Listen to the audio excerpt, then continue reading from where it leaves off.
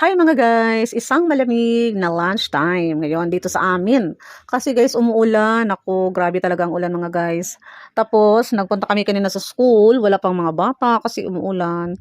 Tapos, mga 5 bata lang siguro ang nag-school sa aking klase. 5 bata lang ang nagpunta sa school kasi nga umuulan. Super lamig talaga mga guys. Naku, yung ulan, super parang may bagyo. Kaya natatakot yung mga bata na pumunta sa school. So ngayon mga guys, kasi lunchtime, kumakain ako. Tapos, habang kumakain ako mga guys, naramdaman ko parang may tao sa likuran ko.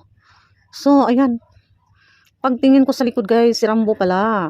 Ayan sa likod ko si Rambo. Yun ang aso dyan sa school namin.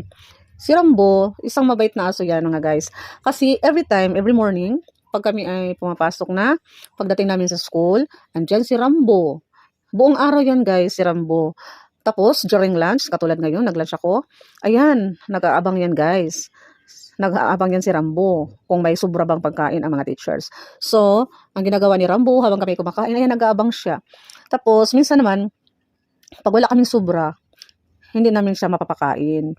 Pero most of the time, may mga sobra kami, pinapakain namin. At saka minsan sinasadya ko rin na damihan ko yung kanin ko para meron akong sobra. Tapos mapapakain ko si Rambo. Ayan si Rambo, mga 2 years na yan guys, dyan sa aming school. Mga siguro parang 3 years or 2 years na yan. Diyan siya palagi mga guys. Tapos tuwing hapon na, pag uwi na kami, uuwi din siya doon sa kanyang amo kasi merong amo yan si Rambo.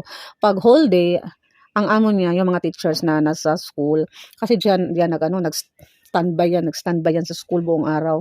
Parang yun din yan, parang nag-aaral din yan si Rambo kasi buong araw yan sa school. Mabait yan na aso mga guys. Hindi siya nangangagat ng mga bata, nilalaro. Parang parang friend siya sa lahat ng mga bata dyan sa school.